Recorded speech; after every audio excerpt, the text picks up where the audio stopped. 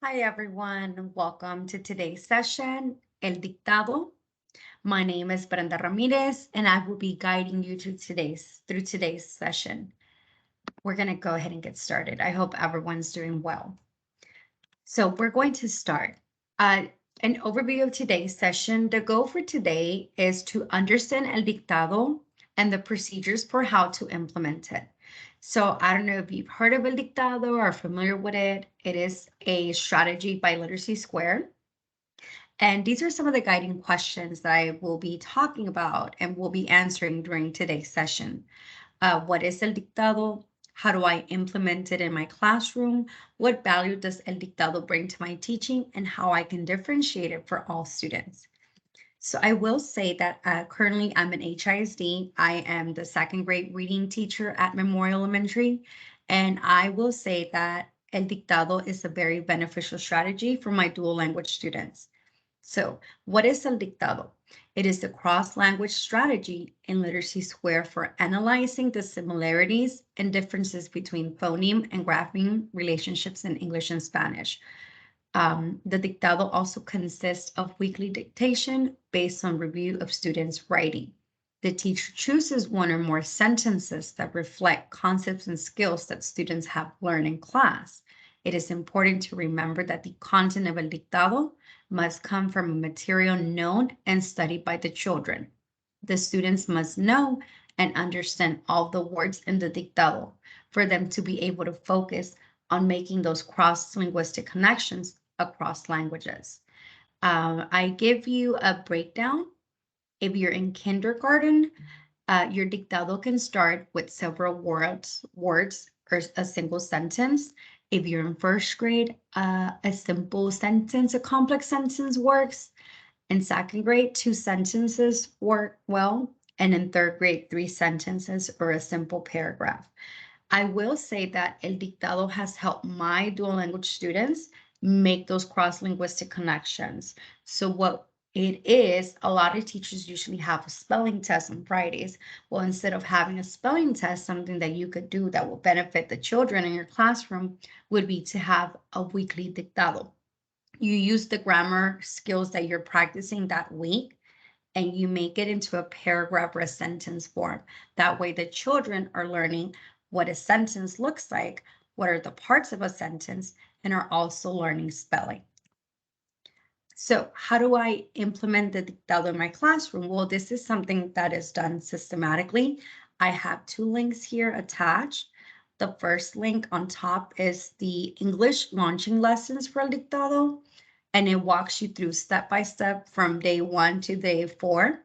And it has what teachers do and what the students do during your launching lessons. And then also I have them in Spanish, the lecciones de lanzamiento.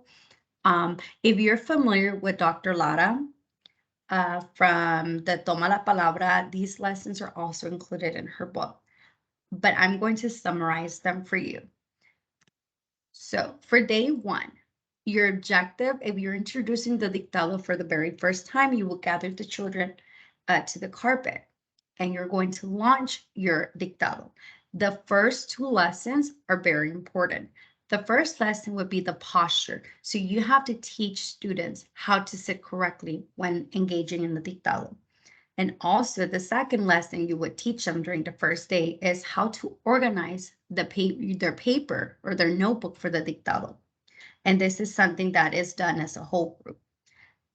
With posture, it is said that children, in order for them to correctly write the dictado and concentrate, they have to have a correct posture. So that means they're sitting straight, their back is straight. They have their both hands on the table. One hand's usually holding the paper or the notebook while the other one they're writing in it. And also making sure that their feet are flat on the floor.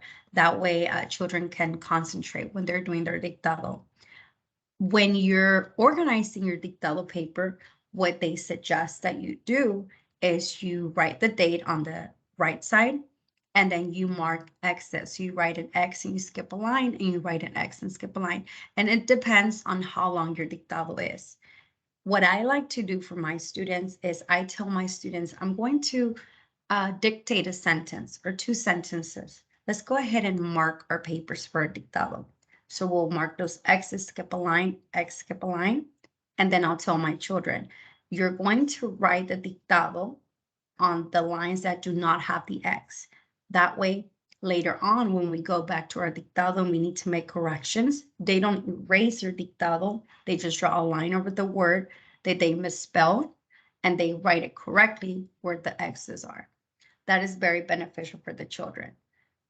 With the dictado for the very first time, you do have to walk them step by step. And again, if you go back to the previous slides, when you get a chance, you'll see the launching lessons scripted word by word.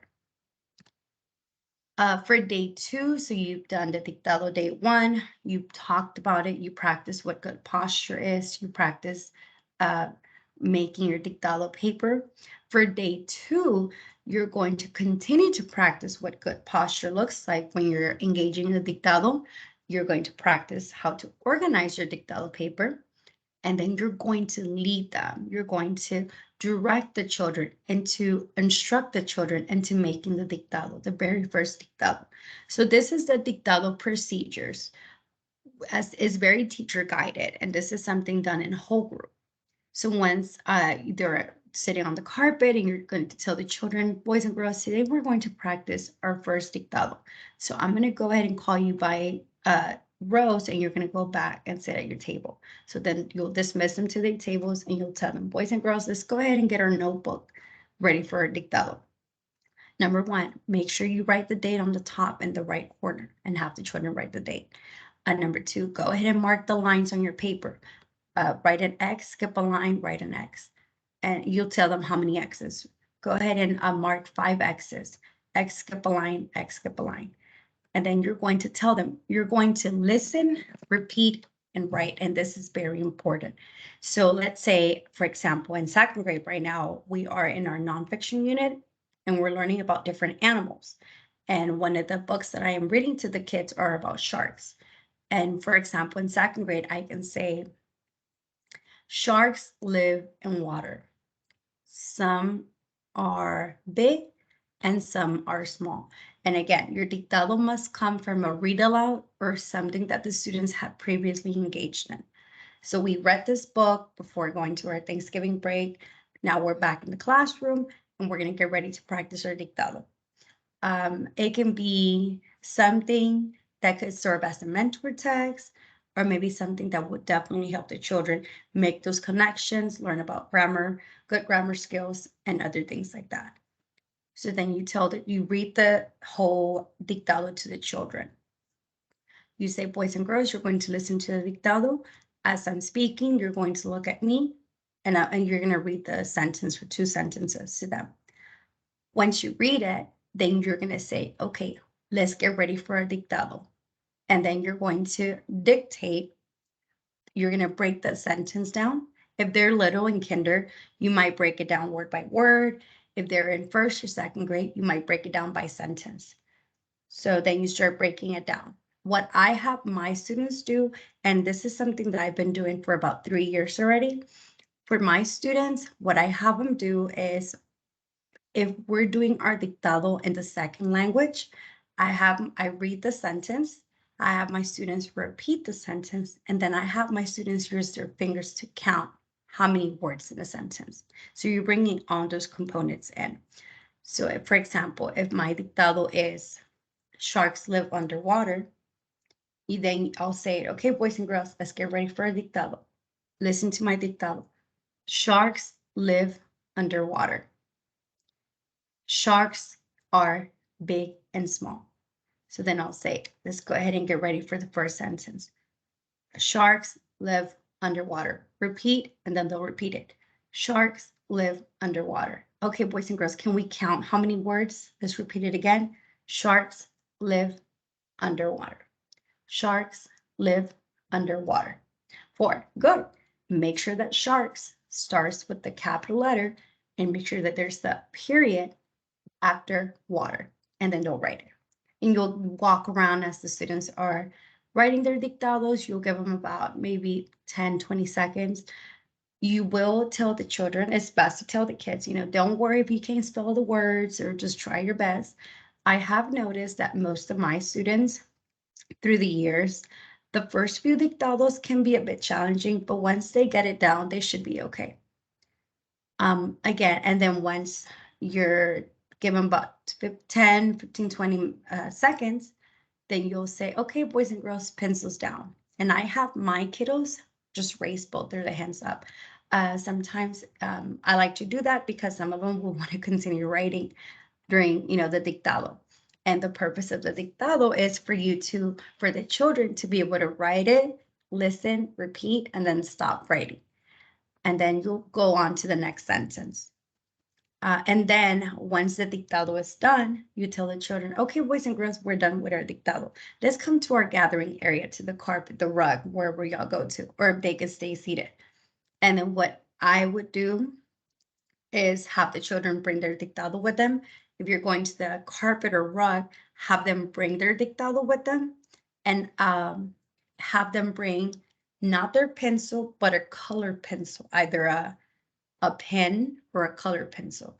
Sometimes I have my students bring in markers, but it has to be something that you can kind of see. So maybe like a black marker, red marker, something that will help them make corrections. I usually like to use red pens, but it's up to you.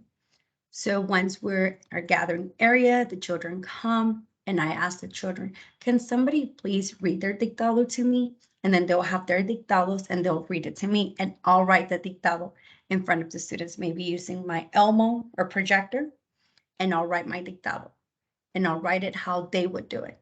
And then once I have it done, I will tell my students, okay, boys and girls, this is what the dictado should look like. So go ahead and check your dictado and go ahead and make the necessary corrections that you need to make.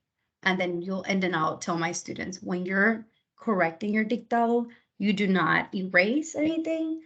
Just draw a line over the word that you misspelled, or if you forgot to add a capital letter or a period, just add it, and we're going to talk about the correction marks.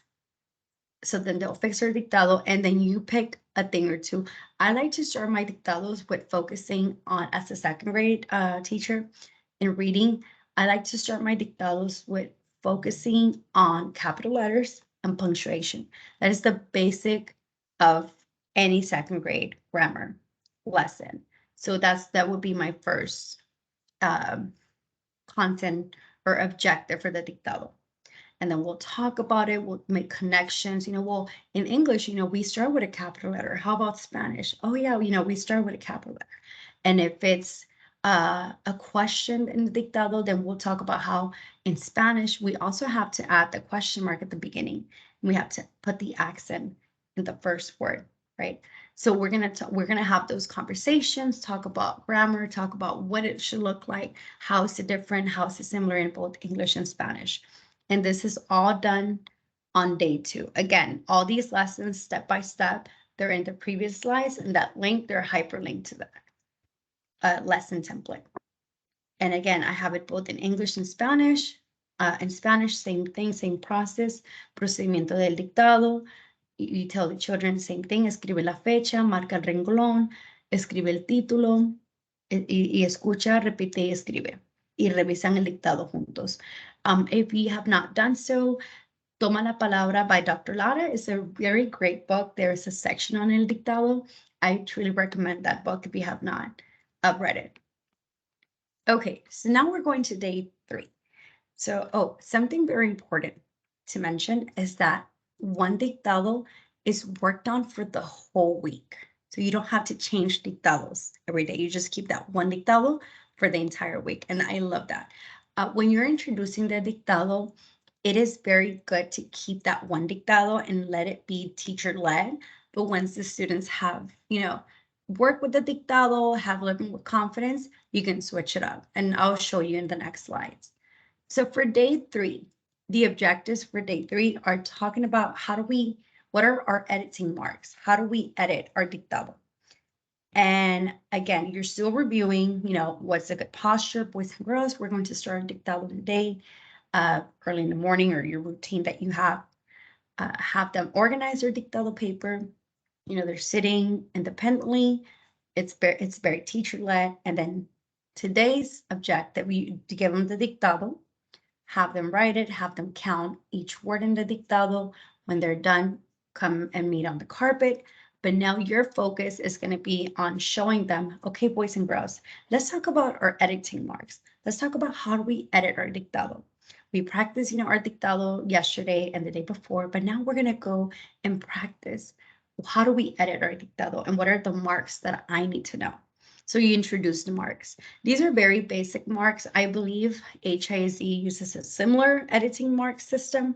So basically, if they're missing a capital letter, they'll write 3 lines under that letter. If they need a period, they'll do a period in a circle. If they need to insert a word, right? Maybe they skipped the word or they didn't write it, or a letter, they'll just write the little, I call it the mountain. If they need to take something out, maybe they misspelled something or they wrote more, they just draw a line over that word. And then if they need to indent, like the finger space that I call it, or the indent space, then they can just write, it's a C with 2 lines. It's like the cent, but they're straight lines. And we'll talk about these all year long. What I like to do, and again, this can, if you have not started this is something you could start, when you come back from our Christmas break, or if you want to, start this later on, that's fine. I like to use the same editing marks for the entire reading workshop and writer's workshop. That way, if we're learning or we're writing a writer's workshop and I'm having a student conference, I can use those same marks and the students will know them. So again, your day 3 objectives are to focus on how to edit your dictado. So hopefully I'm not going too fast. Again, all these lessons, teacher scripted for the first week, they're in the previous slide. So now we're coming to day 4. So now day 4, again, we're reviewing our dictado. We're talking about good posture. How do we sit when we're engaging in the dictado? How do we organize our dictado paper with the X, skip a line, X, skip a line? We're also talking about, how we're working independently, how I'm listening to my teacher for the dictado, I'm counting the words in the dictado, and then after the dictado, we'll come to our gathering place and we'll edit our dictado. So again, same thing. So now it's, let's practice it. Let's really model it with not a lot of teacher talking. We practiced it. We know what to do. Now let's do it for real. We'll start, but the teacher won't prompt me a lot. And this is very beneficial. A lot of kids get excited for the dictado, and this is where you kind of let them go and see if they're able to handle it. So how can you create a meaningful dictado for your students? That's a very good question that I even asked myself when I started when I introduced the dictado in my classroom. So I will say that your students will drive the creation of the dictado. The dictado has to be something that students already know. It could be maybe a mentor text or a sentence from your read alouds, from your weekly read alouds. It could be connected to your, ELAR weekly TEKS. And more than anything, make it meaningful by connecting it with other content areas, especially science, social studies, and even math. So the key features of a dictado. Why do the dictado? Well, aside from teaching them how to do the posture, how to get ready, how to listen, how to repeat, write, and edit, the magic of the dictado is the talk through. So yes, the dictado is important. Them students writing it correct is important. But what is the most important part in the dictado is the talking piece that comes after a dictado. Talking about, okay, boys and girls, what do we notice about, this dictado? Let's talk about, and then what I like to do is weekly, I like to sit down and look at what are my grammar TEKS? What is it that I have to focus on this week and connect that with my dictado? So for example, in 2nd grade, if we are learning, for example, about long vowels and different syllables, then I can, when I do my read aloud, make sure I pick a sentence that reflects that grammar skill that I need to teach that week and embed it in my dictado. So the dictado talk through. So the teacher and the students collaborate collaboratively create a corrected text model while the student self-corrects using a color marker. So this is the talk through part. So once they have their dictados, they come to the carpet, and then they, as the class, as a family, correct their dictado. The students correct the dictado while the teacher models it on the board. And then the teacher's also talking about the dictado. Well, boys and girls, why did we start with sharks? What about sharks? Oh, that's, it's a noun. It's describes an animal. It's an animal word. It's a noun. Okay, well, what about the S in sharks? Oh, it's more than one shark. So you start getting into those things. Also, the teacher makes explicit direct teaching points about language, conventions, grammar, and spelling, model and generate a meta language that helps students make cross-linguistic connections. So what I like to do at the end of my dictados, I like to do, especially because I'm a dual language teacher, I like to do a strategy that's called Así se dice, which is the Dr. Lara strategy. And this strategy, basically, you have your dictado and you translate it in the second language. Like, okay, boys and girls, let's translate this dictado. How will we say it? And have it be very student guided. Oh, well, sharks, tiburones. Oh, what do you notice? Sharks has the S at the end. Tiburones has the S in the end. And then, live underwater. Live. Oh, Beeman. Oh, okay. Under, debajo, water, agua. And then if they start seeing any similarities, like, oh, Ramirez, this word starts the same in both English and Spanish, then that's when you're making those cross-linguistic connection skills. What I like to do is I like to have an anchor chart, and at the end of my dictado, so the dictado is basically done.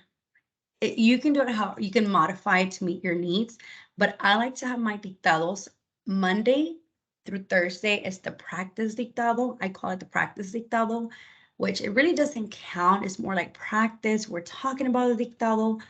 We're looking at making cross-linguistic connections, see how it's going to help me with, what English skills will help me transition those and connect those to my Spanish skills.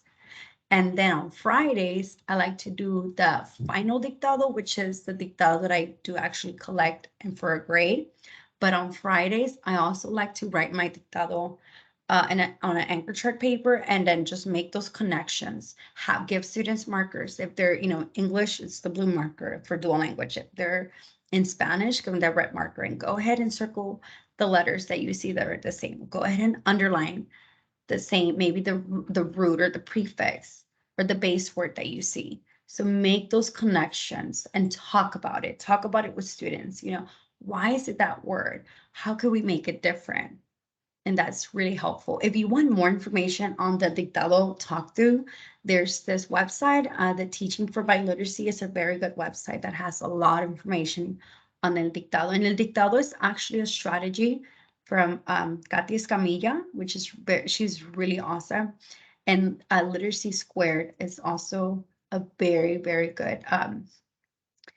That they give you a lot of strategies, especially for emerging bilinguals and ELs. Okay, and I have here copied a checklist. Again, all of this is in that link where it says the launching lessons. So you have a checklist for how to create the dictado. You have it how to implement it, and I gave it to you both in English and Spanish. So for example, when you're creating the dictado, are you analyzing your students' writing sample? Are you identifying 2-3 focus points, like punctuation, capital letters, subject, verb agreement, all those things that you need to know, that the students need to know. And again, you get these things from the TEKS. So you look at the TEKS, you look at the what they have to know in regards to grammar, vocabulary, spelling, and you pick your 2-3 focus points. Also, does the dictado create or reflect the true level of your students' writing? So what they're writing, is that a true representation of what they know, like their writing skills or grammar skills? Also, are you making those connections? Are you having that talk through? So it's not just, let's go write this dictado, check it. Okay, who got it right, wrong? and let's move on. It's not that. It's more about, let's talk about it. What metalinguistic connections can we make? How can we identify what's similar, what's different in one or two languages? How can we make those cross-linguistic connections and bridge, language 1, L1 to L2? And also make sure that your dictado always includes a spelling and a punctuation component. That way, it sticks to the students' minds, and they know, okay, I already know that if I start a dictado, it has to be with a capital letter. And if I end my dictado, or if I end a sentence, it has to end with a period. And I have the checklist both in English and Spanish. Also, the implementing el dictado. As you're implementing the dictado, make sure that you read the entire sentence, the entire message or sentence at the beginning. So you're going to tell girls, we're going to start a dictado. I want you to listen, track the speaker as I read the dictado to you. And you read the entire message. And then you chunk that dictado into smaller phrases. And also make sure you use cues. Okay, boys and girls, beginning of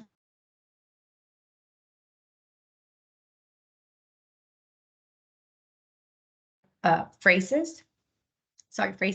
Make sure you're counting, have them, if their writing skills, they're not that advanced, have them count with their fingers. Okay, sharks live underwater. Sharks live underwater. And okay, how many words, boys and girls? 4.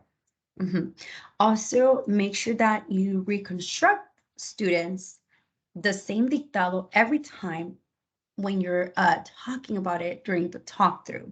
Okay, so as the students you are, or as you're guiding the students into the talk through the dictado, write it with them. Be like, okay, let me write the dictado. Let me model. Modeling is very important with the dictado.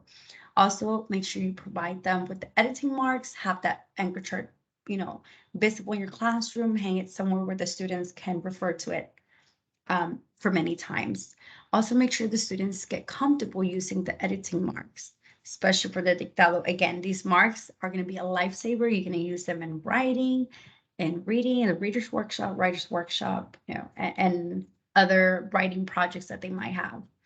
Also, have the students share progress and goals with their partner. If they're sitting at a table, hey, how was your dictado today? You give them that time to talk about it with their partners.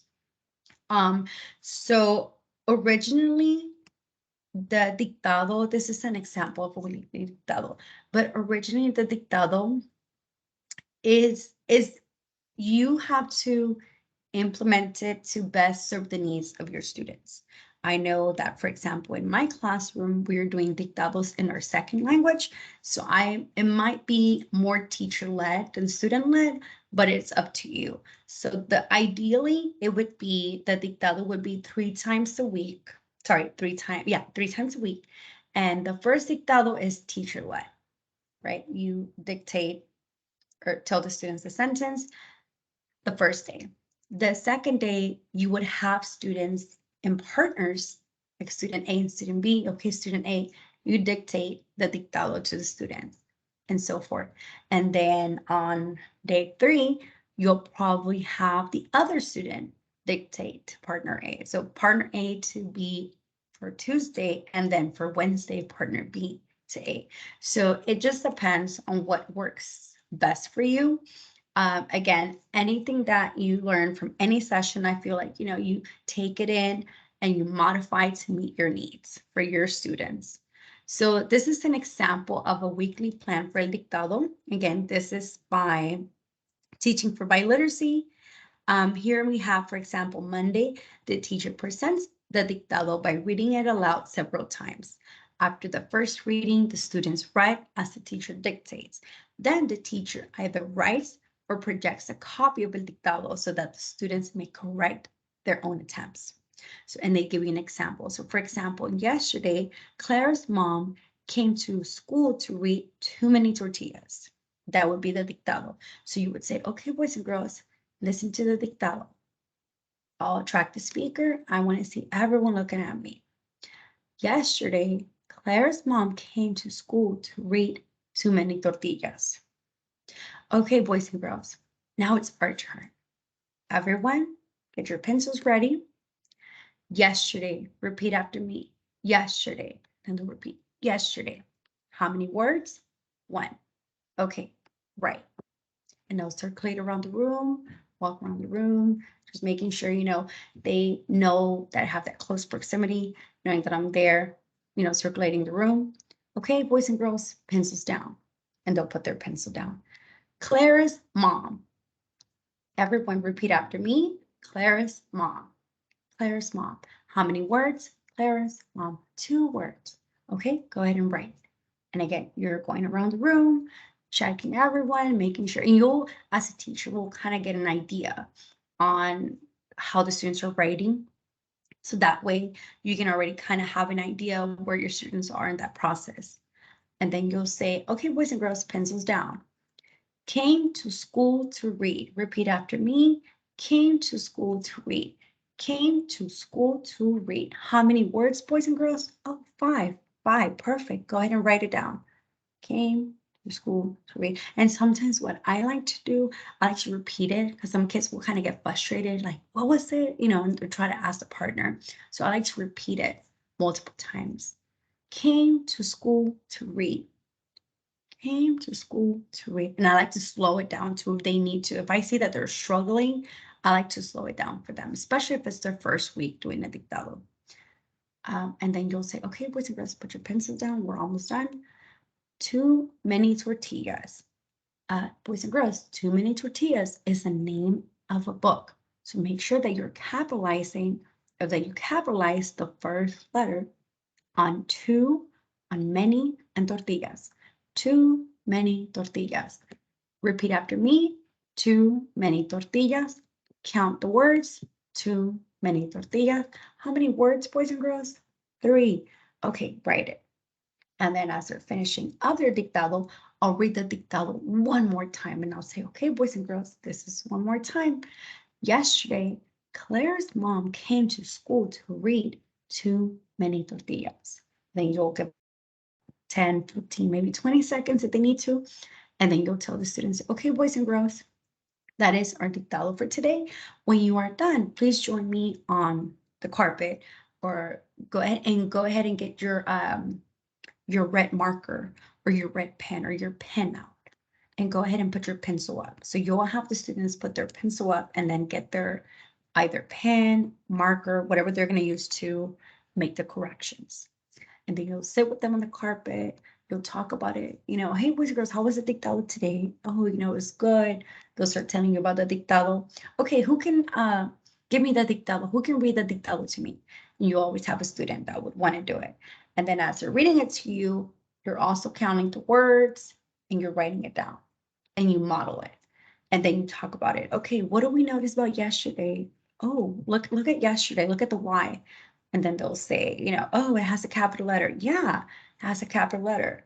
Why do you think it has a capital letter? And we'll talk about, how when we start a sentence, we have to start with a capital letter, or the first letter needs to be capitalized. And then, for example, if not a lot of students put a comma, you can put a comma and talk about it. Okay, well, why is there a comma here? Why is there that pause? Why is this a transitional word? With, talk about that as well. And then Clara, look at Clara's. It's, it's apostrophe S, talk about that. So this is the talk through. This is where you and the students engage in making those connections about language. And then if you are doing your dictado in both English and Spanish, then or either one of the languages, you can talk about it. Okay, well, how will we say this in Spanish? Or how is this similar or different in Spanish or in English, or vice versa? So that would be the Monday dictado. The Tuesday dictado, it would be a mini lesson focused on punctuation. So maybe you want to focus on possessives, on capitalizing the first word in sentences, names and titles, or underlining book titles. So again, this is from Teaching for Biliteracy. On Tuesday, if you don't want to do the whole dictado for the whole week, you can just Tuesday, just go back to the same dictado, but focus on a mini lesson, maybe about 5-7 minutes on punctuation. On Wednesday, you can have the students take turn dictating to each other, While one reads, the other one writes. If the text has more than one sentence, then the students can participate in a partner activity called blind hand sequencing, which each student only has a portion of the text without looking at their partner's text, and they work together. So in other words, you sit them at their table and one person will dictate, and person A, B, and C all write a part of the dictado. And at the end, you come together, they read the dictado, they focus on fluency and on spelling on their own. And again, while the children are doing this, the teacher's walking around, circulating the room, just making sure they're engaged. And if they have questions, they can ask you. On Thursday, the students can add content to the dictado, either in small groups or individually. And this can be done through focusing on writing, mechanics, and basically what this means is kind of like a mentor text. You know how sometimes when you're working on mentor text, you talk about the mentor text, what makes that a really good sentence, and then have students change. Like for example, sharks. Okay, boys and girls, today we're going to add content to our dictado. So add more sentences to that dictado, or maybe change sharks to a different animal and change where they live to a different place. So this is kind of where students kind of have fun with the content of the dictado and then manipulate it and make it into their own. And then on Friday, this is the dictado. That's the same one from the whole week from Monday. And this is the one that, again, is read aloud by the teacher. And each student is basically graded or evaluated on his or her own writing of the text. And what this does is you basically, as teacher, determine, is the student progressing through the dictado? Is the child making those connections? Does the child understand punctuation, grammar, capital letters, subject, verb agreement? And then this can serve as maybe intervention time in the mornings. If you have intervention or small groups, maybe you need to pull those 3 or 4 students that kind of are still struggling with punctuation or capital letters. And this is where you can give them a true small group mini lesson on that. And next, we have, how can I differentiate dictado for all students? So again, these are some of the ideas that people have used in the classrooms. I've used all kinds of these. It just depends on the grade that you serve. A lot of times, even for second graders, and I even did this for third graders last year, I have my students, especially our emerging bilingual students that really need that support. Counting the words with their fingers is very, very good. Also, highlighting word spaces in their notebooks. Like if they're in younger grades, you can actually go in and highlight, okay, we're going to write this dictado. These are how many words this dictado has. We're also writing words in yellow for the students to trace. Maybe if they're not pre-K, if you're in kinder, maybe first grade, the beginning of first grade, you can actually have blocks and yellow blocks of yellow highlighted lines, and then you can write the words and have the students trace it. So the dictado is meant to serve your students in whatever way they're going to benefit from it. And I know that I think it's on Google, but there is papel cuadriculado, which is like it's the square paper, in which if it's a younger grades or students that are struggling with handwriting, you give them that square paper, and that way they only write a letter per square, and that really helps them with their handwriting. Also, if you need to shorten the text, like let's say that your mentor text or the sentence that you're going to use for the dictado is a little bit long, you can always shorten the text. What I like to do for my students, especially if I'm launching the dictado, I like to substitute words. Maybe the dictado might have harder words, but you like to substitute to more simple words, and that's fine at the beginning. But as they move on and progress, you want to have those meaningful dictados that have those strong vocabulary words so they can really grasp those skills. So the dictado works for you. So how does it work? For example, in 4th grade, here's an example. You look at your grammar, you look at your reading TEKS, right? So for example, in 4th grade, 4.2 AI, it says that the student is expected to demonstrate and apply phonemic knowledge by decoding words with specific rules, patterns, right? Including regular and irregular plurals, right? And let's say that in science, the students are learning about organisms and their environment and how their life processes and structures and behavior help them survive, right? So you combine the grammar, TEK, with something that they're learning, maybe in science, if you're self-contained, or social studies, even math, and then you combine it and you can say, okay, based on what we're learning about organisms in our environments and based on the reading TEKS that I have to teach my students, and then they read a book, right, about how behaviors are learned from, anyone and things like that. So you combine that together and then you come up with the dictado. Again, the dictado can come from a read aloud, maybe a story that you read, a video that you watch, but mostly books. And this would be the dictado example. Children inherit traits from their parents, but behaviors are learned from anyone. So that is what you would dictate on Monday, Tuesday, Wednesday, Thursday, and then that final dictado for a grade on Friday. Again, it is up to you. You do what best works for your classroom and for your students. Another example, a 1st grade example, for example, in social studies, a 1.5b, if they're learning about geography, it says that the student understands the purpose of maps and globes, right? And the student's expected to locate the community, Texas, and the United States on maps and globes. And then for the reading objective or reading TEK, it says that the students can decode words with closed syllables, open syllables, CVE, silent E syllables, vowel teams, digraphs, and all this. So then what you would do is you'll maybe have them, they're reading a book about geography and about the globes and maps.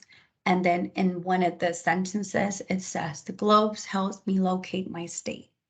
Or again, it can come from a book or it can come from maybe something that you read and you put it in your own words for your students. So what are some do's and don'ts for the dictado? So some do's. The dictado, the meaning is at the core. That means that all sentences must be related.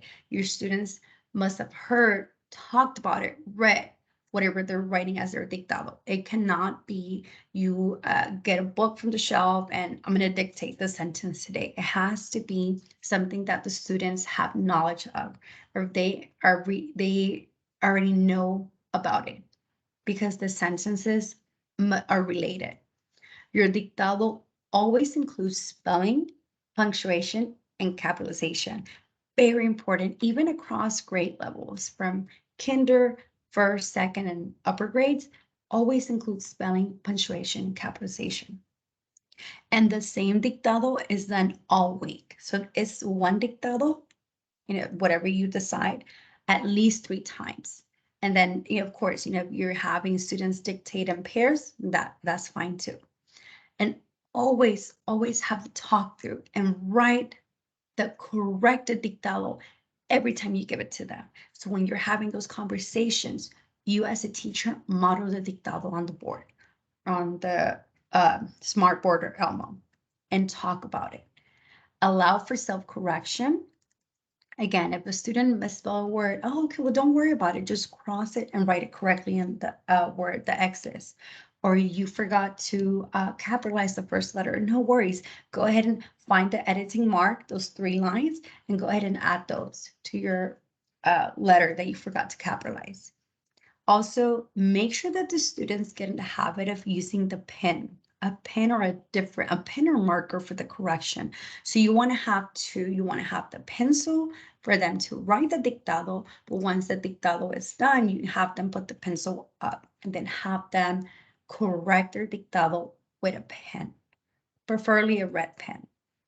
And make sure that you use the same editing marks throughout your entire dictado, reading block, writing block, and it is recommended that the children have a notebook or journal that's dedicated just to the dictado. I have, again, with Toma la Palabra and Dr. Lara, and they have the dictado notebook. If you Google and type El Dictado journal, El Dictado notebook, they do have them. I believe they're about $10 each, and this is something that you can talk to your campus coordinator, campus administrators, and see if they can get you a set for your class. And what I like about those Dictado journals is that they're already set up in the form where they already have the X and they skip a line, and they have really good graphic organizers and information at the back of the journal. So we use those in my classroom. So talk to your admin team about those. Also, some don'ts for the dictado. The dictado is not a translation. So let's say, especially for my dual language friends, my teacher friends, if you are reading a book in English, don't have a dictado in Spanish and don't translate that dictado in the second language. I don't know if I'm making sense. So for example, if today, the way I do dual language in my campus is a little bit different because I am the reading teacher for second grade and I see all 60 students, so it's a little bit hectic. But the way I do the dictado is for my dual language group, I focus my dictados en Spanish. Hacemos puro dictado en español para que así ellos capten y comprendan la gramática y todo eso en español. But with them, we read books in Spanish. And then I select my dictado, my mentor text, 2-3 sentences from my Spanish read alouds. And that is what we write as a dictado. So I don't select it from the English books, but I rather select it from the Spanish books. So hopefully that makes a little bit sense. Also, for your dictados, do not choose an unrelated text. For example, if you are working with second graders and students have not heard of geography, something, or the Battle of Texas or Battle of Mexico, don't have the students dictate or write a dictado on a topic they're not familiar with. That's very important. Also, do not mark the word spelled correctly. It is very important that what the students must do or should do is if they misspelled a word, that's where they draw the line and fix it. So allow for that to happen. Do not mark the words spelled correctly. Like don't tell them, okay, you got 5 words right. Good job. No, the point is, let's talk about it. It's not really a grade. It's more like, let's talk about the dictado. Let's make those connections. So what value does El Dictado bring to my teaching? In my classroom, I have my dictado in the mornings. The children eat breakfast, they listen to the read aloud of the day. I dedicate 10 to 15 minutes in my dictado. Of course, the first week when you're launching the dictado, it will probably take a little bit longer. But what value does El Dictado bring to you in those 10, 15 minutes? Well, it incorporates writing across all contents. We have, sometimes as teachers, we got to be honest, we have to pick and choose. Like sometimes we don't have time to teach science or we don't have time to teach social studies. So the dictado, incorporating the dictado with these content areas is very beneficial for the students and the teachers as well. TELPAS, especially our English learners, right? They are tested on TELPAS every year, and we have to make sure that they grow at least one academic year. Also, the 2022 STAR redesign, especially for the upper grade students, through 3rd to 5th grade, 3rd to 5th grade. We have to, now with the new STAR redesign, where now it's on the computer and they have to type it, this would definitely benefit them. And also making those metalinguistic connections, our bilingual students are, again, emerging bilingual, dual language students will definitely benefit from the talk and talking about the dictado and making those connections. So what does El Dictado look like and sound like in the K-5 classroom? So this is a great video. This is a video that is going to show El Dictado in for School ISD, and it shows what it looks like in younger grades and in upper grades. And I'm going to see if this video plays. Hopefully it does. Hopefully the sound is there. Just in case it's not, just in case the sound is not there, I will make sure to include it in the PowerPoint.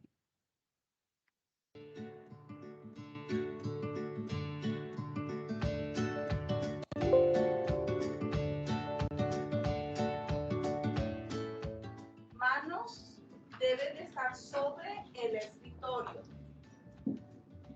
Los pies, revise que estén firmes en el piso o en sus cajitas del dictado. So I'm gonna pause it here for a minute.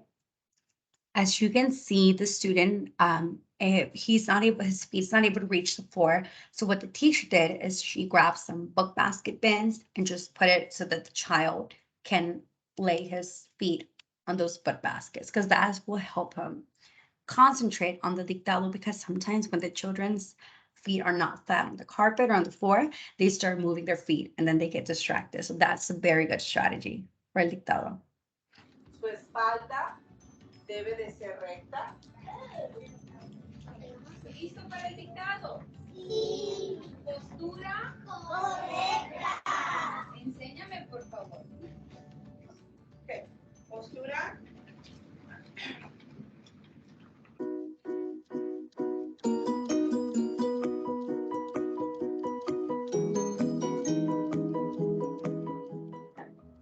Recuerde que durante el dictado, primero escucho, segundo repito, tercero escribo.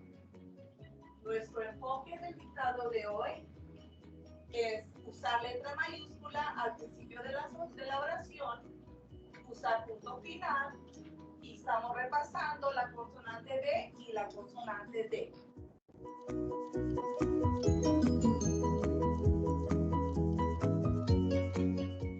Paso número 3.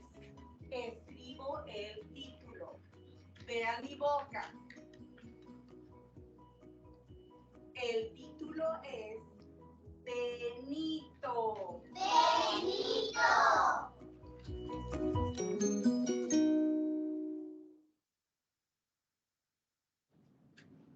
Ahora vean mi boca para hacer la oración. Principio de la oración. Benito tosió todo el sábado. Benito tosió.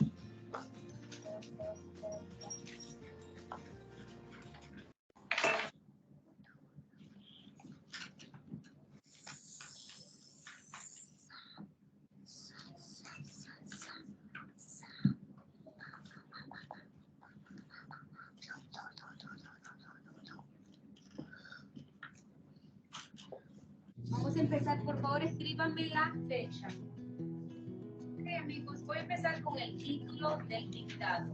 Vamos a la maestra, por favor. Vamos a la maestra, por favor. El título es, escuchen, el taller de escritura. ¿Todos juntos? El taller de escritura. Vamos a contar las palabras. El taller de escritura.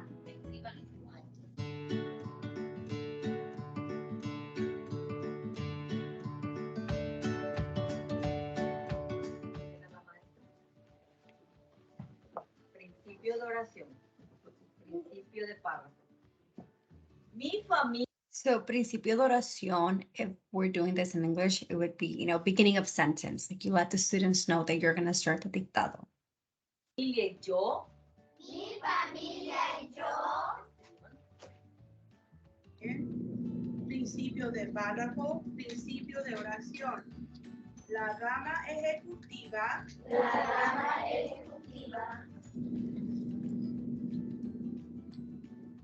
Se asegura de que.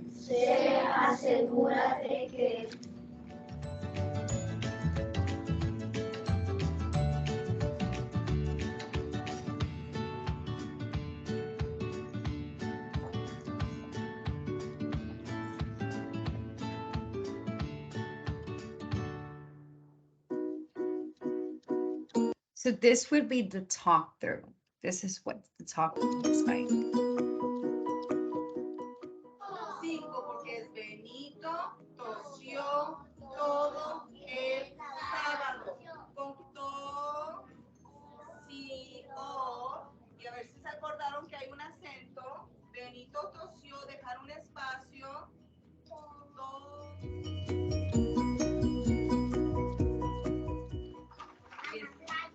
A la playa. Ya no tengo que usar margen. Punto, fin de oración. Corrijan. ¿Qué sigue? El presidente. Mayúscula, ¿verdad? El presidente es el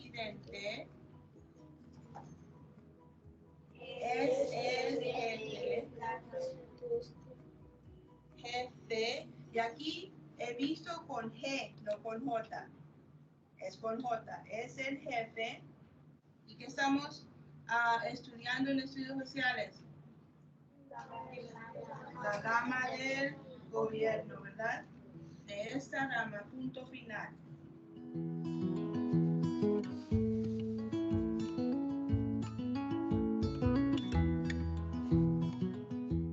No se te olvide que vamos a escribir acá abajo. Hoy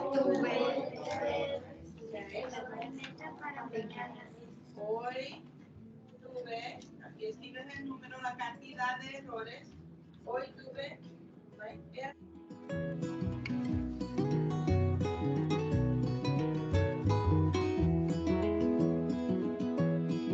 So in this video, what the teacher is doing at the end, and this works well for upper grades, is they basically, you see how this child had one mistake.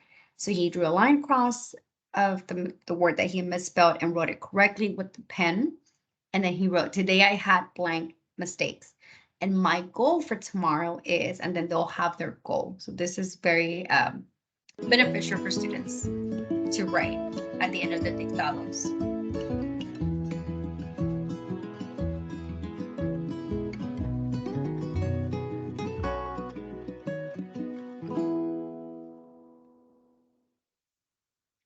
Okay, close this. Let me come back.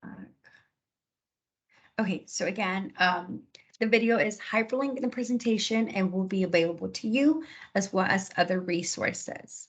So again, thank you so much for being here with me today. Again, Dictado is doing what you are already doing. It's just making it a little bit better. My name is